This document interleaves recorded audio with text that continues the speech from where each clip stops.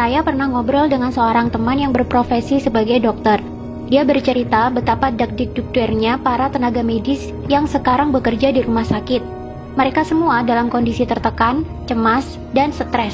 Kenapa?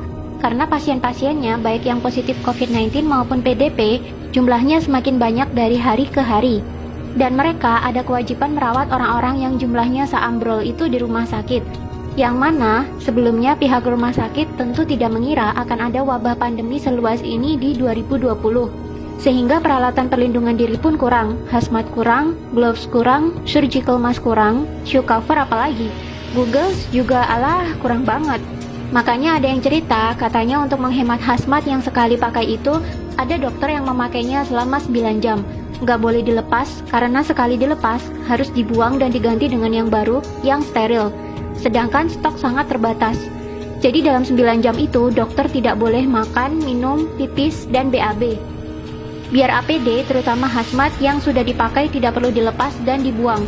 Sedangkan dalam sisi lain mereka harus menahan keringat, panas, lapar, haus, dan menghadapi merawat pasien-pasien yang saya yakini pasien-pasien itu juga dilanda ketakutan dan stres yang sangat signifikan. Pasiennya stres, dokternya sudah kewalahan, ikutan stres juga. Ya akhirnya bulet di situ-situ saja. Pasiennya nggak sembuh-sembuh, dokternya juga lama-lama capek dan ikutan stres. Yang nggak kuat fisiknya akhirnya ikutan tepar. Bagaimana cara membantu hal ini supaya cepetan berakhir? Solusinya jangan sampai sakit. Saya di awal sudah sangat tidak setuju dengan masifnya media-media mainstream yang bolak-balik memberitakan angka penderita COVID-19 setiap saat. Memberitakan jumlah korban meninggal, memberitakan korban meninggal yang jenazahnya ditolak, memberitakan warga dan tenaga medis yang diusir dari kampung atau kompleks akibat COVID-19, dan masih banyak lagi. Apakah ada media yang memberitakan bahwa banyak penyakit-penyakit lain yang sudah biasa kita temui di kehidupan sehari-hari sebenarnya justru lebih mematikan? Coba Anda lihat data berikut ini. Penyakit kanker setiap tahunnya membunuh 8,9 juta jiwa. Berarti dalam setiap bulan ada sekitar 741.600 lebih manusia yang meninggal. COVID-19 sejak jadi pandemi hingga April 27, 2020 membunuh hanya 198.842 jiwa saja. Silakan Anda cek sendiri di situs resmi WHO. Padahal COVID-19 baru jadi pandemi dimulai sejak Januari 2020. Katakanlah sudah ada 3 bulan sampai sekarang, maka COVID-19 baru membunuh 66.000 orang setiap bulannya. Jumlahnya loh, cuma 8,9% dibandingkan dengan kematian akibat kanker. Dan sekarang sudah diterapkan lockdown di mana-mana yang katanya cara ini efektif menurunkan kurva paparan COVID-19. Walau sebenarnya kalau saya lihat skema lockdown juga curiga sih. Hehe. Karena akibat lockdown gini, masyarakat justru semakin takut dan ekonomi mandek. Kantor dan toko yang buka dipaksa tutup. Orang jadi nggak punya penghasilan, karyawan dipotong gajinya, pengusaha banyak yang bangkrut. Pemerintah jadinya harus sedia banyak dana, selain untuk kebutuhan medis, tapi juga untuk stimulus ekonomi dan bantuan warga terdampak PSBB, supaya orang-orang tidak kelaparan akibat tidak bisa cari nafkah. Kalau nggak ada dana, ya hutang dong. Namanya penyakit, itu kalau nggak sembuh, ya meninggal dunia. Kalau kita lihat data, yang meninggal hanya 6,9% saja dari yang terpapar. Berarti yang 93,1% kemungkinan sembuhnya tinggi. Ayo melek data, jangan mau otaknya ditakut-takutin media. Media memberitakan COVID melulu, akhirnya cuma menebarkan kekhawatiran dan ketakutan. Orang yang khawatir, takut, was-was, sistem imun tubuhnya malah turun. Akhirnya malah kena penyakit macam-macam. Kalau dia bolak-balik melihat berita COVID, dan dia jadi khawatir dan stres karena COVID, dia bisa saja malah kena COVID-19 sungguhan. Sistem imunnya kalah sama ketakutan dan stres. Jadi bagaimana solusinya supaya kita nggak sakit dan nggak merepotkan tim medis? Yang pertama, matikan televisi. Nggak usah nonton televisi kalau beritanya COVID melulu.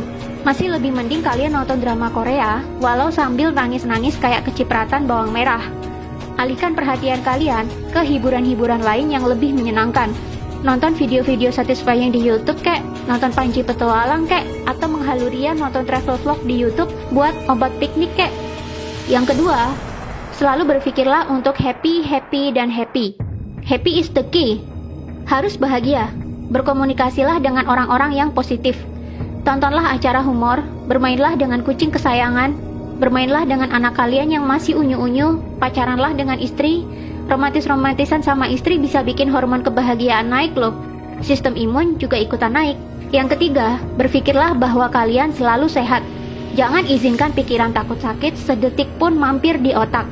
Ganti doa kalian yang semula, "Ya Allah, jauhkan kami dari wabah ini," dengan "Ya Allah, sehatkanlah fisik dan mental kami, supaya kami selalu happy dan bugar." Ingat ya, kata-kata yang sering keluar dari mulut, walaupun doa sekalipun, bisa masuk pikiran bawah sadar. Walaupun ada kata tidak atau jangan di depannya, tetap itu adalah kata-kata negatif. Kata-kata negatif ya negatif. Masuk ke otaknya jadi negatif. Jadinya tubuh dan lingkungannya meresponnya juga negatif. Misalkan kalian doa, "Ya Allah, jangan ada virus di rumah saya." Malah virusnya datang beneran. Beda dengan, "Ya Allah, tolong jaga rumah ini tetap bersih, sehat, dan nyaman untuk saya tinggali bareng keluarga." Maka rumah kamu akan jadi demikian. Selalu ucapkan kata-kata positif dan buang kata-kata negatif. Keempat, rutinlah olahraga. Olahraga dapat memproduksi hormon kebahagiaan dan memperbaiki metabolisme tubuh. Jiwa yang happy dan metabolisme tubuh yang baik akan menghasilkan imun tubuh yang kuat. Kelima, jaga kebersihan. Sering-sering cuci tangan pakai air dan sabun, tanpa rasa khawatir. Cuci tangan karena niatnya pengen bersih, bukan karena takut COVID-19. Percuma kamu cuci-cuci bolak-balik sampai pakai sabun dicampur alkohol sekalipun, tapi kalau pemikiranmu isinya takut, dan takut saja, dia resiko tertular COVID-19-nya malah tinggi. Keenam, jaga jarak. Kita mungkin kuat atau kebal, tapi orang lain belum tentu. Mari hargai mereka dengan tidak dekat-dekat dan selalu pakai masker kemana-mana, terutama jika berhadapan dengan orang lain. Intinya adalah bahagia, happy, sehat, pikiran tenang, dibawa slow aja. Jangan sampai kamu masuk ke rumah sakit. Sekalinya kamu masuk rumah sakit, maka kamu akan bertambah stres, karena di sana isinya juga pasien-pasien yang lebih banyak stresnya ketimbang sakitnya. Gak usah terlalu perhatiin media. Matiin televisinya kalau beritanya gak enak melulu. Hiburan masih banyak. Ayo melek data. Jangan mau ditakut-takutin media.